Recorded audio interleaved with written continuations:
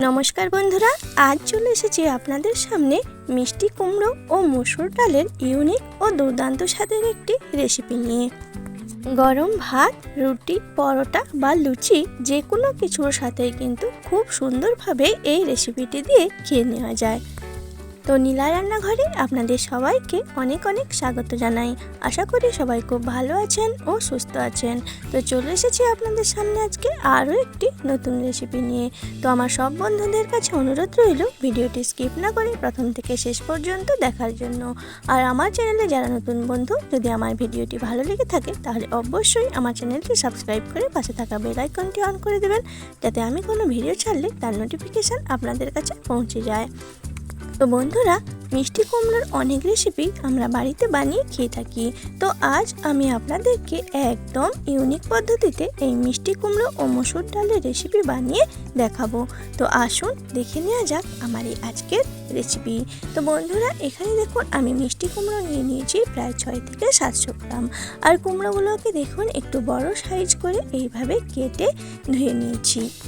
তো আপনারা চাইলে কিন্তু আপনাদের পছন্দ মতো শেপে কেটে নিতে পারেন। আর এখানে নিয়ে নিয়েছি দেখুন 100 গ্রাম মসুরের ডাল। তো এরপর আমি দেখুন ওভেনে একটি কড়াই বসিয়ে দিয়েছি। তো কড়াইটাকে ভালোভাবে গরম করে নিয়ে কড়াইয়ের মধ্যে দিয়ে দিয়েছি প্রায় 2 টেবিল চামচ মতো সর্ষের তেল। তেল ভালোভাবে গরম করে নিয়ে কড়ার চারিদিকে মাখিয়ে নিয়ে এরপর আমি এখানে দিয়ে দেব কেটে রাখা কুমড়ো। তো কুমড়োগুলো দিয়ে প্রথমে তেলের মধ্যে ভালোভাবে ভেজে নেব। তো বন্ধুরা দেখুন, সমস্ত কুমড়োগুলো দিয়ে তেলের সঙ্গে ভালোভাবে নেড়েচেড়ে নিচ্ছি। তো এরপর কুমড়োর মধ্যে দিয়ে দেব স্বাদ অনুযায়ী লবণ, আর দিয়ে দেব সামান্য একটু হলুদের গুঁড়ো। তো হলুদ ও লবণ দিয়ে ভালোভাবে মিশিয়ে নিয়ে কুমড়োর সঙ্গে কুমড়োটাকে বেশ ভালোভাবে ভেজে নেব। তো এরপর আমি একটা ঢাকনা দিয়ে দিচ্ছি। তো প্রায় 3 থেকে 4 মিনিট মতো মিডিয়াম আঁচে আমি কুমড়োটাকে তেলের মধ্যে ভালোভাবে ভেজে নিয়েছি। তো দেখুন কুমড়োটা বেশ ভালোভাবে ভাজা হয়ে গিয়েছে। এখন একটা পাত্রের মধ্যে তুলে নিচ্ছি। তো সমস্ত কুমড়োগুলো একটা পাত্রের মধ্যে তুলে নিয়ে আমি এখানে দিয়ে দিয়েছি দেখুন 2টো মিডিয়াম সাইজের আলু। ঠিক এইভাবে কেটে নিয়ে তেলের মধ্যে দিয়ে দিয়েছি।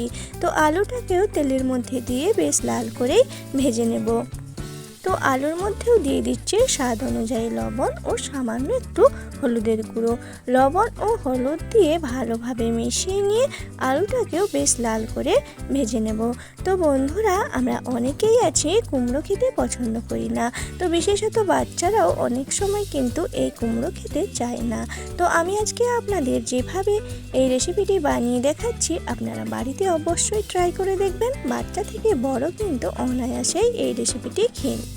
তো দেখুন বন্ধুরা, আলুগুলোও খুব লাল করে ভেজে নিয়ে পাত্রের মধ্যে তুলে নিয়েছি। আর ওই তেলের মধ্যে দিয়ে দিচ্ছি আরও 1 টেবিল চামচ সর্ষের তেল। তো তেলের মধ্যে এবার দিয়ে দিচ্ছি 1/2 টেবিল চামচ 5 ফোড়ন। 5 ফোড়নটাকে ভালোভাবে ভেজে নিয়ে একটা তেজপাতাকে 2 টুকরো করে আর 4টে গোটা শুকনো লঙ্কা তেলের মধ্যে দিয়ে ভালোভাবে ভেজে নিয়েছি। এরপর এখানে 2টো মিডিয়াম সাইজের পেঁয়াজকে আমি কুচি করে রেখেছিলাম, সেটাই তেলের মধ্যে অ্যাড করে দিচ্ছি। তো পেঁয়াজটাকে তেলের মধ্যে দিয়ে বেশ ভালোভাবে ব্রাউন কালার করে ভেজে নিতে হবে। তো যে সমস্ত বন্ধুরা এখনও পর্যন্ত আমার ভিডিওটি দেখছেন অথচ ভিডিওতে একটি লাইক করতে ভুলে গিয়েছেন বা লাইক করেননি, তো অনুগ্রহ করে আপনারা ভিডিওর মধ্যে একটি লাইক করে দেবেন। আর ভিডিওর শেষে কমেন্টে জানাতে ভুলবেন না যে রেসিপিটি আপনাদের কাছে কেমন লাগলো।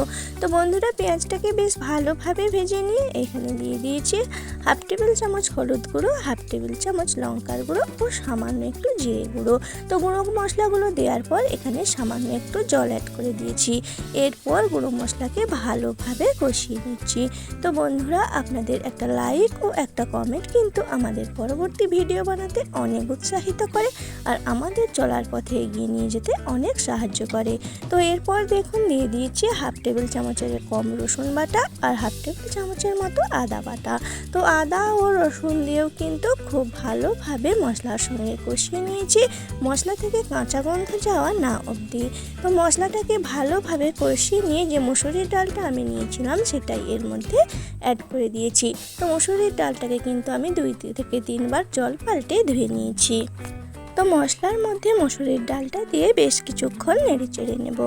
বন্ধুরা, এই রেসিপিটিতে কিন্তু খুব বেশি মশলার প্রয়োজন নেই। বাড়িতে থাকা হাতের কাছে উপকরণ দিয়েই কিন্তু এই রেসিপিটি খুব সুন্দরভাবেই বানানো হয়ে যায়।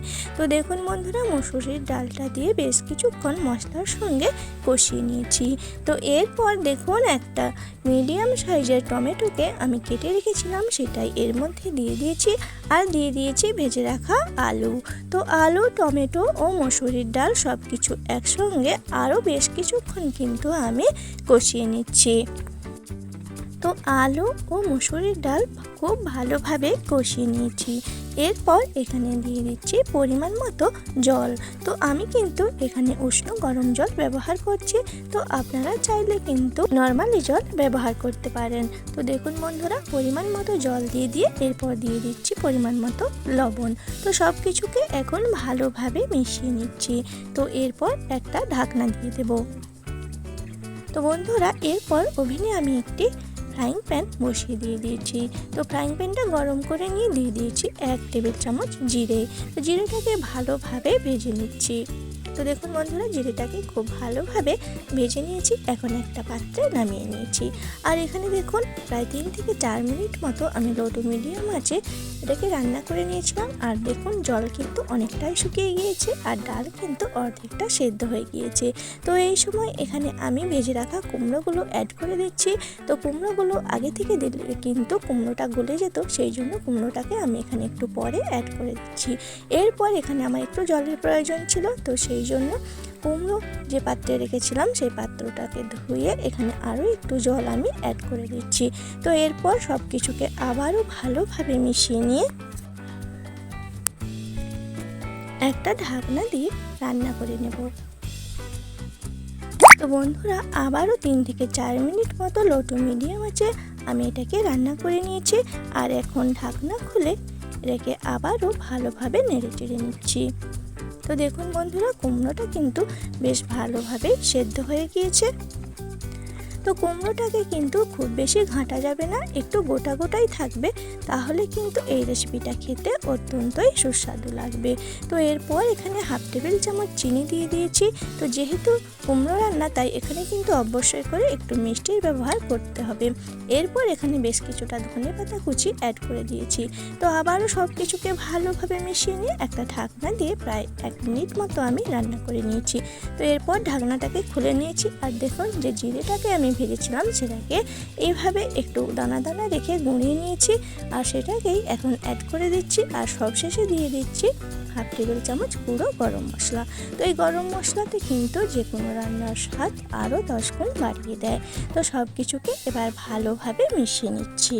তো বন্ধুরা, রেসিপিটি কিন্তু আমাদের একদমই রেডি খাওয়ার জন্য। এখন গ্যাসের ফ্লেম অফ করে দিয়ে 5 মিনিট স্ট্যান্ডিং টাইমে রেখে দিলেই কিন্তু আমাদের রেসিপিটি একদম রেডি। তো দেখেই বুঝতে পারছেন বন্ধুরা, রেসিপিটি কতটা লোভনীয় আর কতটা সুন্দর হয়েছে। তো কতটা সহজেই রেসিপিটি আমি বানিয়ে নিলাম। তো আপনারাও কিন্তু বাড়িতে ঝটপট বানিয়ে ফেলুন এইরকম একটি সুস্বাদু রেসিপি। এরপর একটা পাত্রে আপনাদের সার্ভ করে দেখিয়ে দিচ্ছি। তো শুধু গরম ভাত নয়, রুটি, পরোটা, লুচি যে কোনো কিছুর সাথে কিন্তু খুব তৃপ্তি করে এই রেসিপিটি খাওয়া যায়। তো কেমন লাগলো আমার এই আজকের রেসিপিটি অবশ্যই কমেন্টে জানাবেন। ভালো লাগলে একটি লাইক করে চ্যানেলটি শেয়ার করে দেবেন। আর এরকম নিত্য নতুন রেসিপি পেতে অবশ্যই আমার চ্যানেলটি সাবস্ক্রাইব করে পাশে থাকা বেল আইকনটি অন করে দেবেন। তো সবাই ভালো থাকবেন, সুস্থ থাকবেন। চলে আসবো আরও কোনো নতুন রেসিপি নিয়ে। আজকের মতো এই পর্যন্ত। সম্পূর্ণ ভিডিওটি দেখার জন্য অনেক অনেক ধন্যবাদ।